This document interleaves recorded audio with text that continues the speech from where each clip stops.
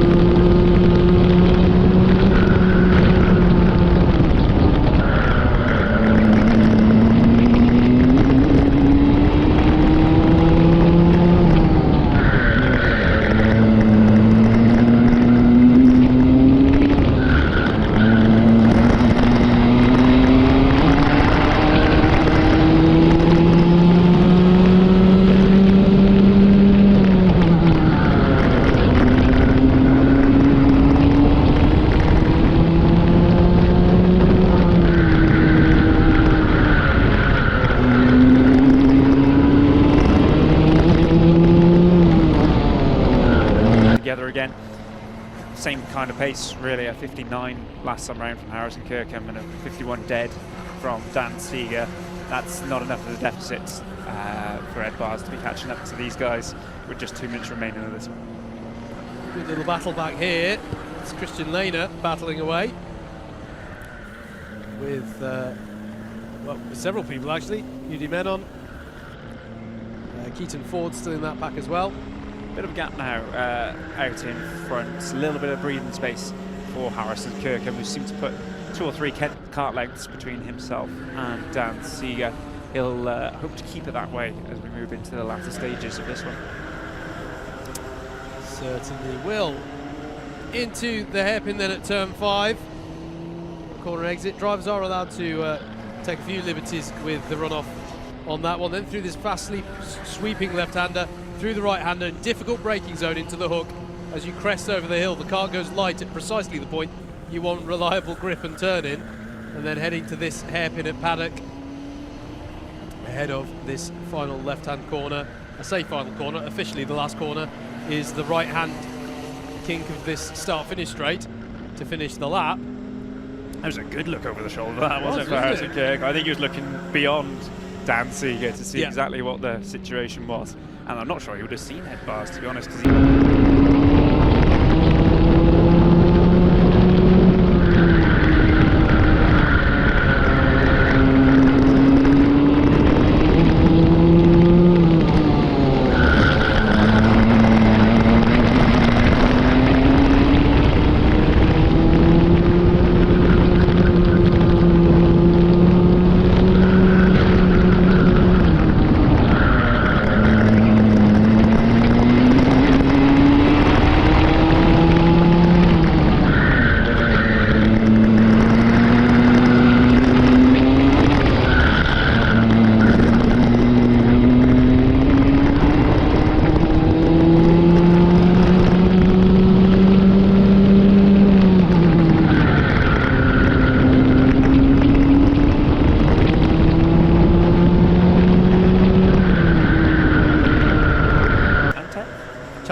Murtaza Hassan there on Babulal, but it'd be difficult to hold it around the outside. There, as you say, Jacob is the next pack behind, as we are on the last lap at the moment.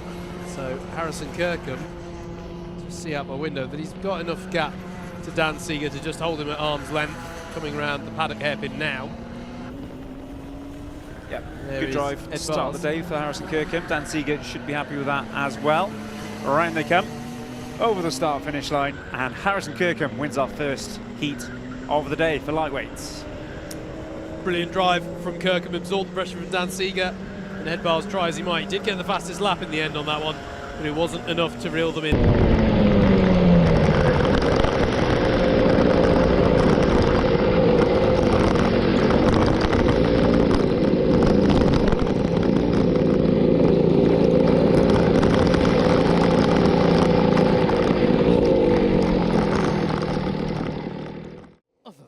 Having a lovely time of it here in the comms position. Myself, Howard Mitchell, Double Dash Motorsport Media, alongside Jacob Harris, as we look ahead for the start of this one. And away we go. Bryn Alban leads them towards turn number 1. It's a good even start from both sides of the grid. Lots of contact there into the first. As Miles Reitman drops right to the back of the field from 4th place. He will not be happy with that. That was a scrappy first corner. But at the front, Bryn Alban holds the lead, and that's that's Lovelace and Reitman. Lovelace goes really wide on the exit of turns 2 and 3 and collects Reitman as he rejoins the circuit down in last place. Whoa, you never like to see that. Will have been felt. So Sam Lovelace will have felt that in the back. It's never good to see a kart catching some air. Disaster of a first lap for Reitman and Lovelace after the last race, where they made up about 15 places between them on the first lap. Yeah, this is the thing, such is the competitive nature. Having one bad heat can be costly. Pendulum swings, Howard. Pendulum swings. Bryn Alban, yeah, absolutely, still leads then. Harrison Kirkham, another impressive performance, is up into 2nd place. Our 2nd place starter, Isaiah, is in 3rd, and Michael Reeder is up in 4th place, having started in 3rd behind him. So yeah, big mover on that lap with Harrison Kirkham up 6 positions. Dan Seeger and Nick Lacasas as well making moves, benefiting from some of that contact in the first lap. But look at this train of karts, Howard. This is going to be a tasty one. Yeah, absolutely. And this is the thing, your worst in the overall championship standings, your worst 2 rounds worth of results get cancelled, as that was a difficult left-hand turn there for Iguagu, and I think that'll mean he's under pressure Penalty here. For Sam Lovelace as well. Oh, I think that'll be for rejoining the circuit. And safe release is what shows on the live timing. So rejoining and collecting Miles Reitman means that Sam Lovelace has picked up a penalty in this one. Iguagu under pressure from Philippou. Philippou gets by, was also under pressure from Dan Seeger in the 6th. But actually, fair play to Iguagu, holding off the attack there. That's decent elbows out driving from the driver of the 27, and it leaves the 2 Class 1 drivers behind him to have a scrap of their own. Dan Seeger getting back past on Mike Philippou. And then the 41 of Nick Lacasas and Matthew Clark are there ready to pick up the pieces. Philippou back in front of Dan Seeger. They're swapping positions quicker than we can describe at the moment. Front 2 are a bit calmer than that, as Bryn Alban leads us round for another lap with the fastest lap of the race at 51.1. Harrison Kirkham follows him through, and Michael Reeder now up into 3rd place. Ben Pickard, we just saw a move beginning there in Class 3. Ben Pickard having a look at Phil Holmes for 11th place. Those are our 2 Class 3 drivers in the 22 and the 135. So keep an eye on that one. In fact, they're still battling. There is the 22 of Phil Holmes pulling into turn 5. There, further up the road, is Mike Philippou, now passed on Isaiah Iguagu in that number 27 car, so changed for 4th place. To finish the thought, even though at the end of the championship your worst 2 rounds worth of results, so your worst 6 heats and your worst 2 finals get dropped, it's still the case that those finals count, because it's how it determines where you start on your finals, as Dan Seeger there is up the inside of Iguagu, somewhat prized that door open, and behind them it leaves for a scrap between Lacasas and Iguagu. Matthew Clark getting involved as well. On the inside now, heading towards turn 2, is Clark. Miles Reitman on the back of this as well. It's a great recovery from him, currently in 11th. Sam Lovelace is recovering quite well as well. He's had excellent pace at the back. There's the look from Reitman. And that set, I think that was Chris Ball with whom he made contact there. So we'll have to see what's called about that one, but that one was a big look up the inside from Miles Reitman there at turn number 5. Got to say fair play to Azaire Guagu, absorbing this pressure. Close at the front now. Howard, we picked them up, coming in to another lap, 2.5 minutes left of this one. Penalties coming in. Miles Reitman did indeed get an ABC back there, as has Ben Pickard towards the back of the field. But yeah, Harrison Kirkham 2.5 tenths behind Bryn Arbon, following him here through the double right-hander. Michael Reeder, fastest lap of the race. He's going to make this a three-way battle momentarily. Absolutely. Definitely not the case that the leader is getting on up the road in dominant fashion at this point in time. Albon being kept very honest here by Kirkham. And as you say, Michael Reeder with some good pace here. Mike Philippou in 4th, Dan Seeger, then it's Aguagu, Lacasas, Clark, Reitman and Ford to round out the top 10 at the moment, as Bryn Albon feels the need to go defensive into the paddock hairpin and then through the left-hander. Now, will this compromise his run onto the start-finish straight? Will that give Harrison Kirkham a run? Will it give Michael Reeder a run? Yes, it will. The 96 down the inside at turn number 1. Does Kirkham fight back towards 2? No, he hasn't got the overspeed to do so. I quite Lovely fancy move. Michael Reeder for this one, Howard. Yeah, really He's good. Looking like he's got the car underneath him for this one and the talent to steer it to first place. He's got Bryn Arbon up next. There's a minute and a half left of this one. It'll be maximum 2 laps. This could be the penultimate lap. We'll keep an eye on that as we come round. But these three nose to bumper as they come through the right-hander. There's another right-hander coming up now. Look who goes to the inside. Very defensive from Bryn Arbon. As round the outside, Michael Reeder has a little look. I think this would be Michael Reeder's first win in a little while. I want to say his last win was at Clay Pigeon last year. Apologies if I'm not right on that one, but it's been a little while since we've seen it. No final lap board this time out, so there will be 2 more. This now is the penultimate lap, and it could be any of them. Kirkham gives Reeder the point forward, saying go for it. I think Kirkham's just biding his time, waiting to see if he can capitalise on something. No moves here at the hairpins. Bryn Arbon goes very defensive. I think Michael Reeder just about missed the apex on that one. It looked like Harrison Kirkham turned in, but as I say, he missed the apex. He got a good drive out of the corners. Whatever he's done, it's worked. To the front, Michael Reeder takes Bryn Arbon for first place in heat number 5. He's got 1 more lap to hold on to it, and currently holds the fastest lap himself, so you can replicate some of that pace. Michael Reeder is on for a heat win. Brilliant stuff from Michael Reeder. 1 more lap to go then. Philippou's joined as well. Yeah, sorry. absolutely, yeah. Philippou on the scene. I was indeed, that was where I was about to go with this, because and there's a battle as well behind them. Dan Seeger and Nick Lacasas doing battle. Sam Lovelace has recovered to that one as well. He's got ahead of Miles Reitman. Miles with that penalty just to mention, as down into the left-hand hairpin they come for the last time. Kirkham defensive. But Philippou won't have good enough drive off of the corner that time to challenge. What about down into the hook, through the right-hander, over the bump, and under braking? He does go for it. That's a late move from Philippou, and I'm not sure if he's got enough speed to make it stick, but he will have the inside line at the hairpin, and he has made it stick. That was a beautiful move from Mike Philippou. But these Class 1 drivers can battle as much as they like. They're not going to overhaul that Class 2 driver who's about to take the win. Michael Reeder takes the win in heat number 5. Bryn Albon in 2nd. It's Harrison Kirkham in 3rd. Dan Seeger, excuse me.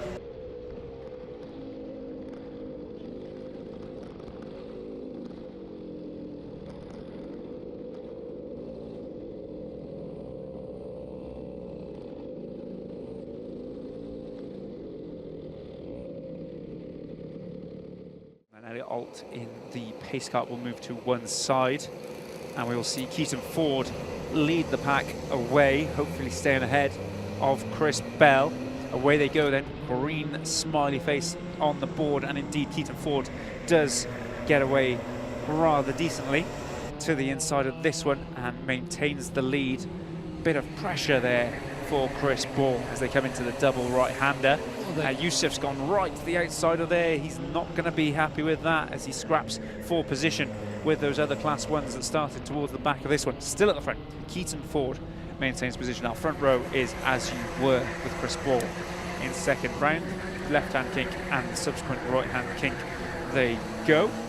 Heart was in my mouth then, seeing them go 3 wide into turns 2 and 3.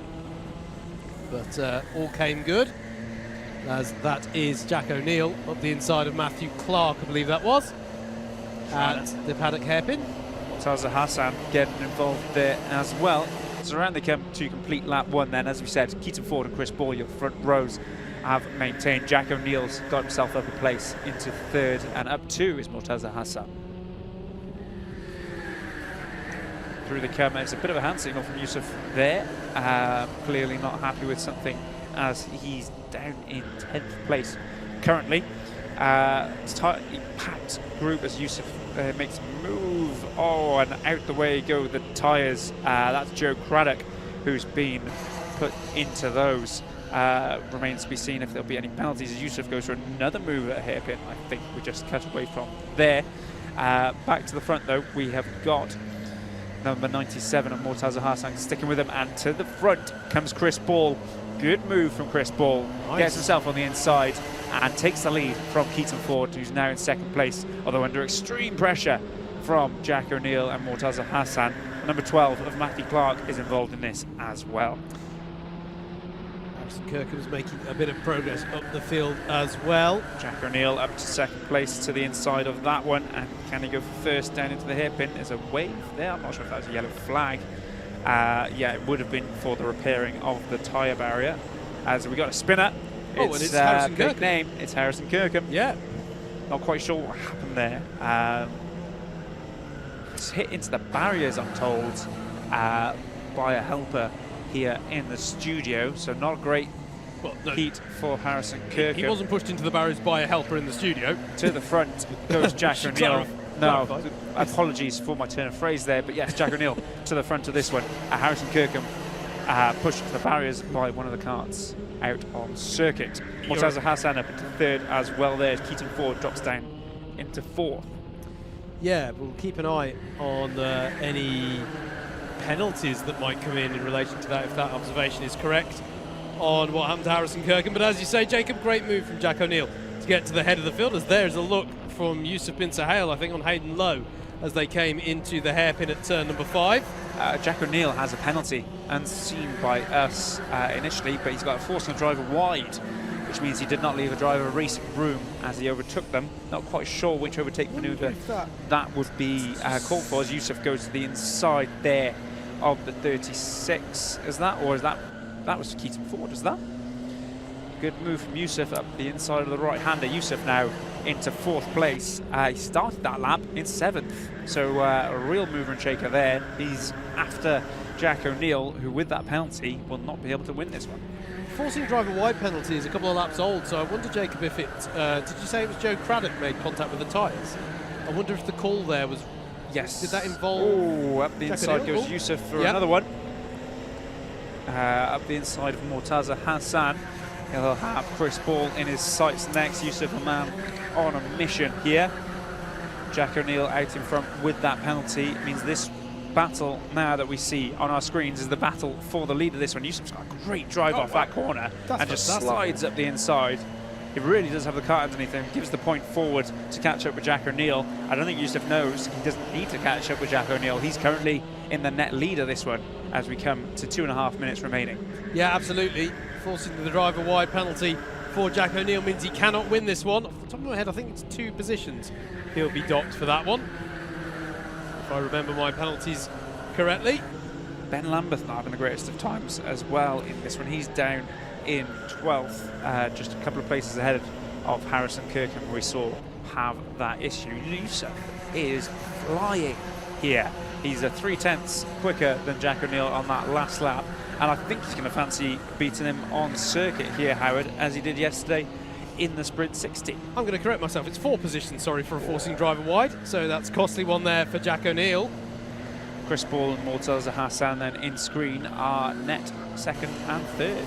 Oh my goodness, it's just dawned on me that I don't know if this has ever happened on a broadcasted Club100. As to the inside goes, that's Hassan on Chris Ball. Are we about to see two commentators win a race in a day? Potentially. Because Bin Sahel, as you say, is in the net lead of this race once the penalty's been applied to Jack O'Neill. As long as he doesn't get a penalty himself, he's already got a contact warning. That's If true.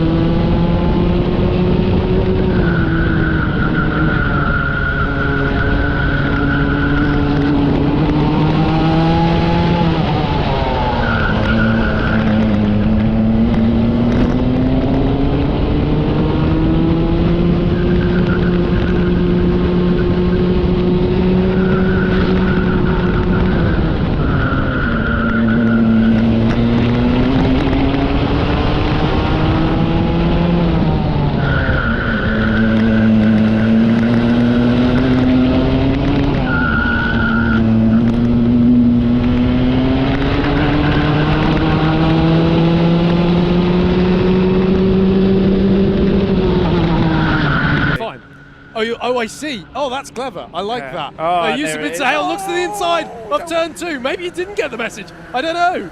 But through he goes, up into the lead, wants to win this one on the road and defends into turn 5. Don't forget, O'Neill still has an incentive. As you say, every position gain negates the penalty just that little bit. On the last lap here then, Yusuf Bin Sahel goes for the lead on the road.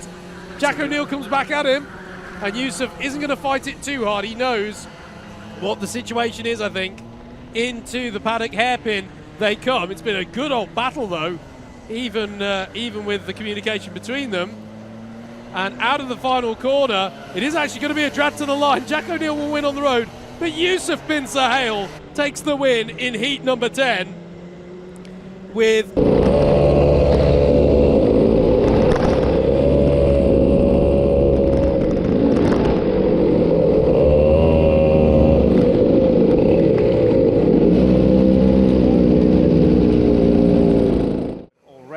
Quick turnaround, and away goes Chris Powell-Taylor and Bryn Albin. Bryn Albin looks like he's got a slightly better start there, and yes, will lead into the first corner. The inside line is Powell's. Two drivers off there, can't quite tell. One's Kim Ely. Let's check who the other one was. At the front as well. I think it might be Tom Northcott, but I'll double check that as they come round, and that's round there for was that Harrison Earl? I'll need to double check that, and we've got a driver off as well at the hairpin, and this is the scruffiest start we've had so far today as they go 3 wide through the left-hand sweeper.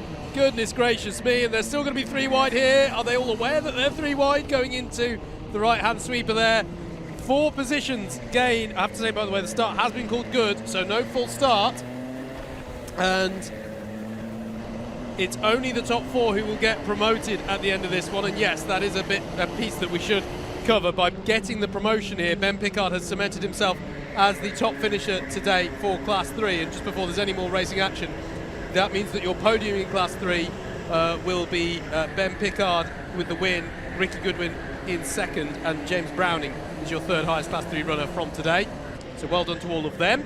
Chris Powell-Taylor has held on to the lead here. I thought he got the bum deal at some point, but I think I might be confusing him with Bryn Albin, who's dropped 7 places on that first lap. Andy Orford and Chris Ball are the beneficiaries as a contact warning goes out for Johnny Fletcher. Steph Theodore's already had one in 7th place, but those are the only 2. Whoa, going off there. That's Mr. Menon, I think. It is. It's indeed Udi Menon. Sorry, Rana Menon. Getting confused with the last race, but yes, Rana taking a trip to the grass.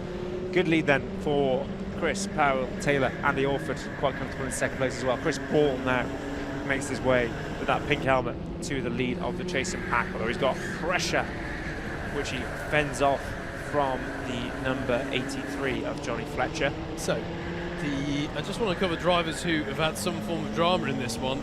I'm pretty sure Jeremy Deeks has had issues, Kim Ely as well, Tom Northcott, Joe Craddock, Rana Menon, Philip Babulal are all off the back of the field in some way. Some of them aren't miles off the back, but they're involved in some form of spin or contact or something in the opening stages of this race. So a bit of a costly first few laps for some of them. Everyone's still in this race, but yeah, tricky times. Top four at the moment: Powell, Taylor, Orford, Ball and Fletcher, your drivers in the pound seats for those promotion spots. The last few golden tickets to that A final grid. Fastest lap for Harrison Earl in 11th place. He's on a 51 dead. He's going to have to do some overtaking as well as some fast driving though if he wants to make his way up into the A final. Currently in the prime seats for that: Chris Powell, Taylor, Andy Orford, Chris Bell and Johnny Fletcher. Code warning coming in for both Matthew Clark and Rana Menon as we round the last section for another lap. There is your third place man in the pink trim, Chris Ball. Just at the front of this pack now, you can see going into turn one. And out of turn one they come. It's all battling for that last spot. Four of them behind this front four: Will Henn, Rihanna Percock, Steph Theodora and Bryn Albin. Three Class 1 drivers who desperately want to be in that A final, and Will Henn will fancy it as well. Will Henn is at the front of the pack at the minute. There's also a Matthew Clark involved in the number 12 Kart. I have to say, this is what I meant when I said just before we took the break ahead of the finals that we might be in for some interesting grids here, because there were a lot of Class 1 drivers who struggled to make progress up the order in some of these heats. Now, if you looked at this on paper, as that's a look to the inside on Matthew Clark from Isaiah Aguagu, but can't make the move stick just yet. Will he have a run into turn one? We're looking at the 27 on the 12 here, but no, it stays as they were. To finish the thought, if you looked at this on paper, there are 4 Class 1 drivers on this grid. So you would have thought, okay, 4 promotion spots, 4 Class 1 drivers. Nominally, we would expect those 4 to get the seats up in the A finals. Rihanna Percox goes to the inside, double pass. That was an attempt on William Henn and Steph Theodora, and she's made it work. That's a great move by Rihanna Percox, and William Henn has followed through as well past Steph Theodora. But anyway, and Rihanna's and they're back again. I think she might let them back through there. I'm not too sure. I'm not sure. That seemed that was interesting, wasn't it? Both Henn and Theodora both went through again there. Yeah, the point I want to make, if I get a chance, is that seldom will things line up quite so predictably in Club 100. And sure enough, these Class 1 drivers, Rihanna Percox, after that brilliant pass, well, I thought it was a brilliant pass. I don't know, maybe... But she's gone from 5th to 13th. She has. That last section of the track. That can't have just been letting people back through. Has she got some issue there? She's... she went wide on one of the corners. I think at the bottom of the hill.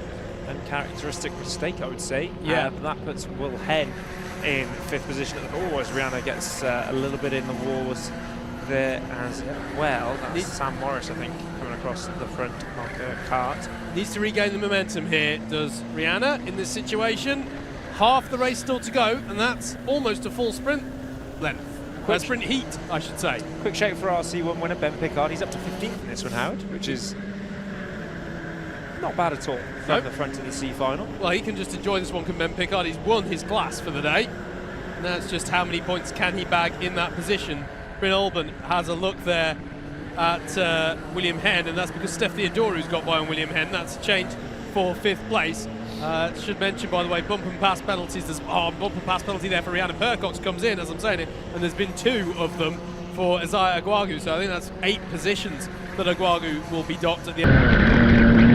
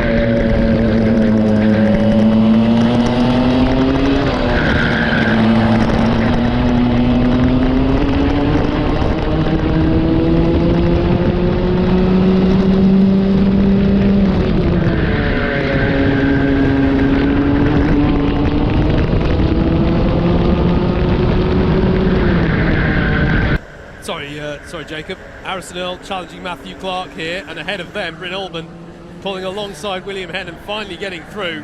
That one's been building for Bryn Olban for quite a while now. And Harrison Earl back past Matthew Clark as well. The 48 now ahead of the 12, so that's a change for 8th. And as I say, change for 6th place. There's the 16 ahead of the 64 as well. Out front, still Christopher Powell-Taylor.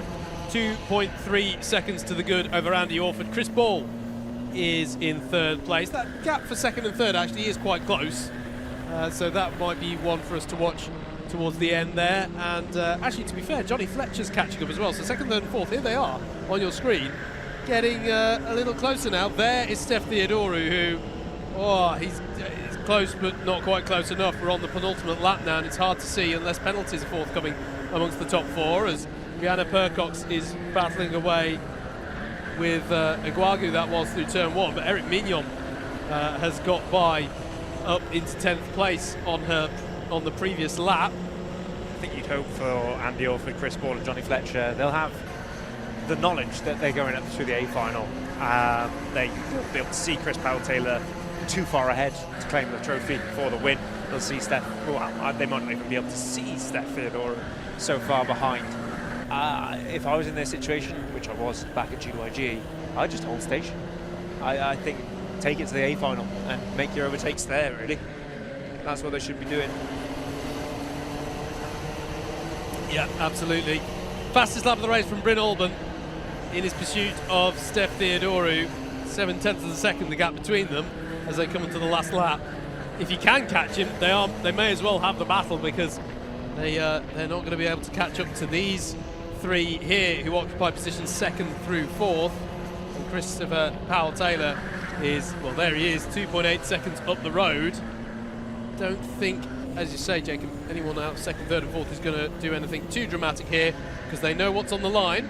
And someone who does know what's on the line and will take the win is Christopher Powell-Taylor, who's coming across the line now. There he is, the driver of the 36, takes the win in the B final, bags himself a spot on the A final grid, as indeed does Andy Orford, Chris Ball and Johnny Fletcher.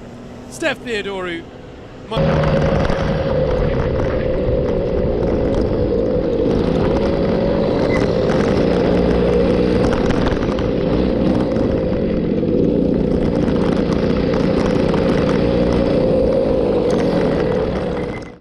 back at round 1, and Owen Genman back at GYG.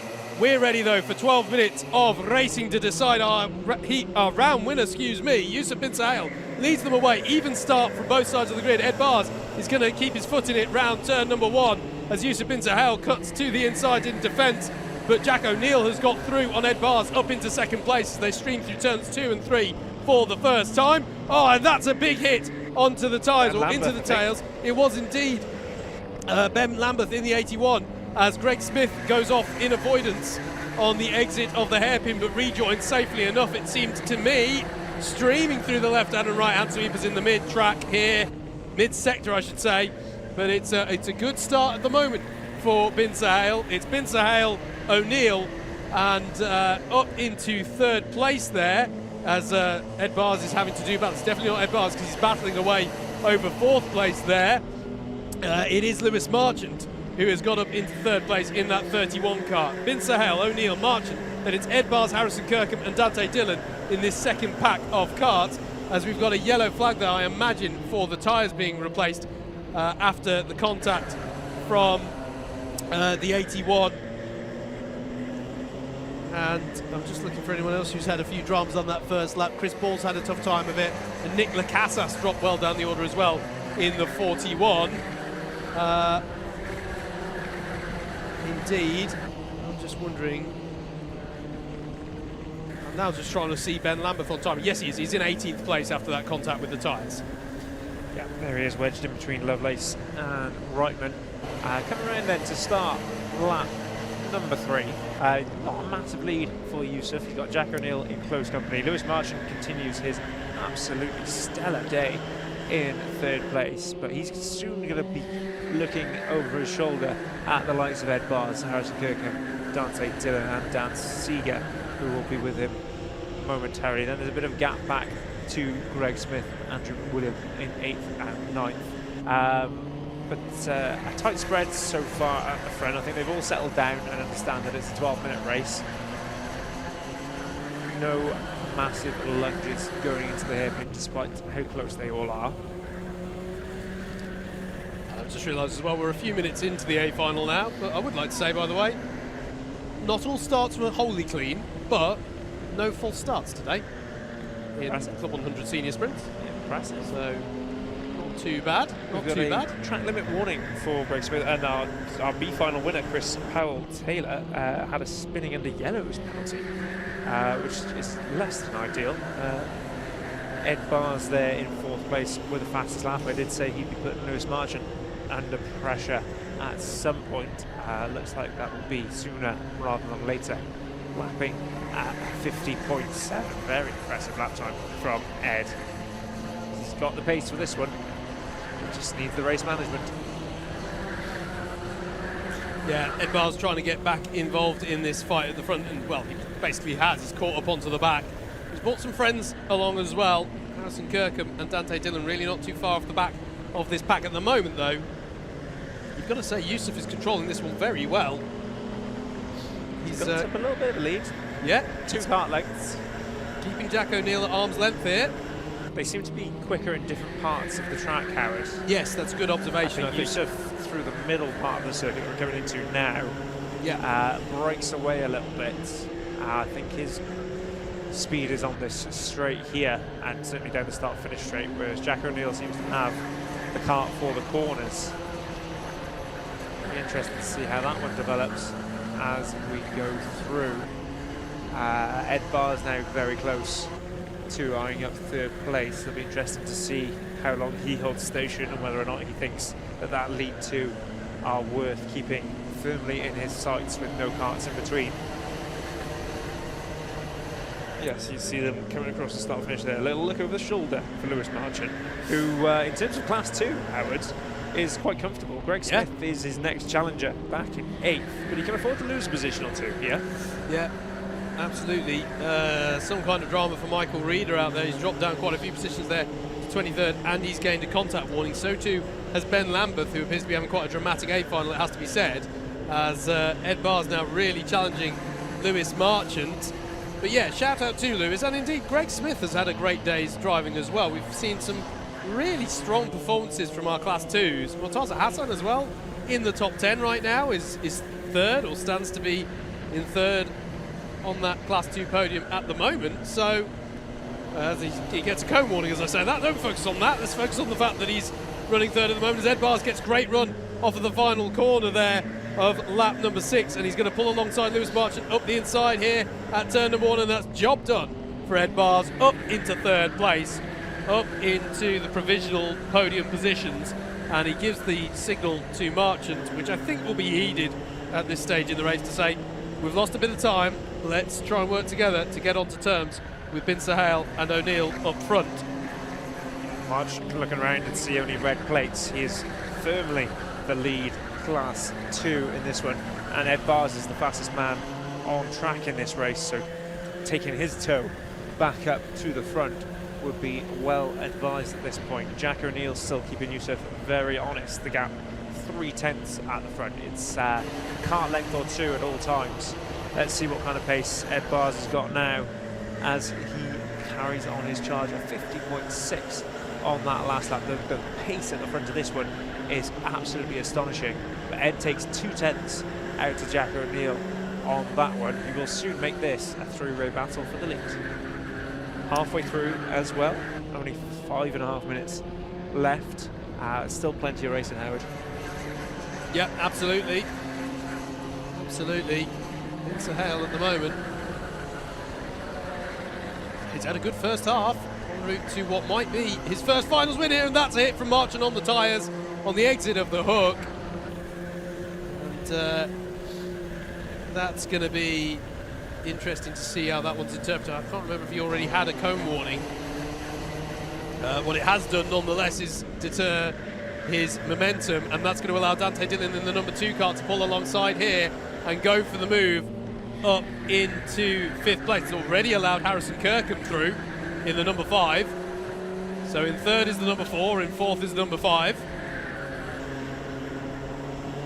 Dan Seeger in that number 6 kart now, eyeing up the move on Lewis Marchant, and that would start to bring Marchant into the clutches of a fellow classmate in the form of Greg Smith. Yeah, Greg Smith's done well to get onto the back end of this one, hasn't he?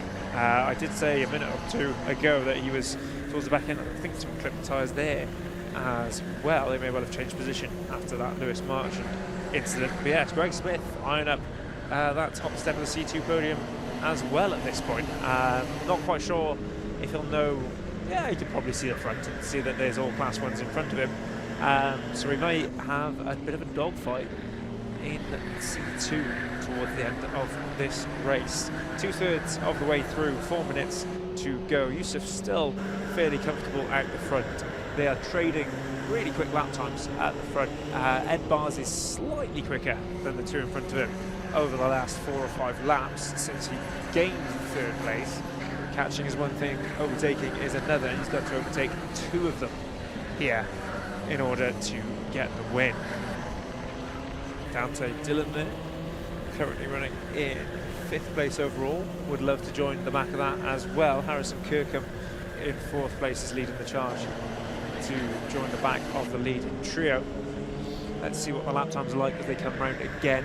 Another decent lap time from Ed Bars. He's still catching that lead too, but there's half a second's gap now between each of the front 3. Quite well spaced out at the lead of this one. Harrison Kirkham, not on that lap certainly, has the pace to catch up. He was half a second back from that scintillating pace we've seen from the front 3. We'll get a handful more laps in here, so it's not all said and done just yet. Keep your eyes on it. There is 3 karts who fancy themselves a win at the front of C1, and C2 is still in the balance as well, with just the 1 kart of Dan Seeger separating Lewis Marchant and Greg Smith, who's going well down in 8th. There's a bit of a battle on for the top 10. Andrew William and Owen Genman battling into the first corner as we speak. We pick up our top 3 now. Once again on that last lap, Ed Bars just slightly quicker than the other 2 by a 10th or so. It's very marginal. Sorry, there was a look on Genman there from Sam Lovelace as they came through 2 and 3. I thought Lovelace was going to be very bold there, and to be fair, as he opened the door there for himself, it's maybe not been as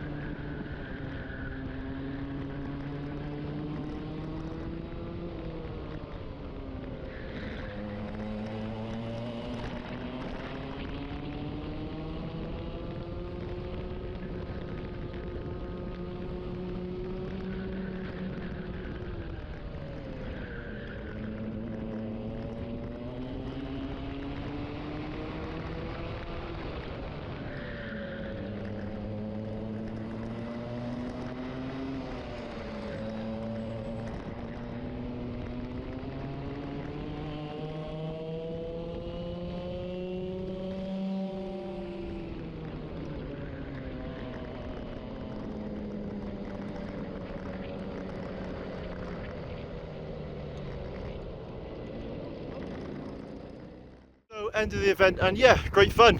Ellough Park, quite an interesting track. It was really fun to drive. You can really abuse those track limits, but I guess everyone was doing it.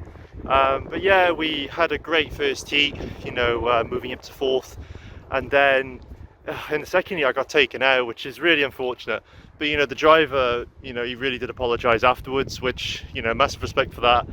What can you do? We all make mistakes, so absolutely no shade there. But yeah, unfortunately the end result was 13th. I think a penalty put me up 1. And yeah, in that last heat, took the lead for a little bit.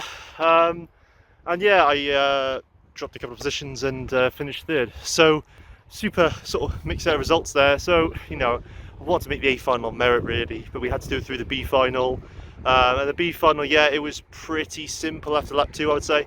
And we just cruised that A final. And in the A final, getting pretty tired, pretty out of breath from the day. But I had a bit of a weird kart that didn't really turn right. But I just never really made it forward. No excuse for that, it just never happened. Good fight to the back though, entertaining to watch. Cones flying everywhere in front, but I didn't get a single penalty today. Not even a cone penalty, which is great. So yeah, the haters can stay quiet on that one. But yeah, great day. Enjoyed my second time Club100, my first time in the dry. I was really keen to get some time in the dry and a couple of karts, and it was good fun.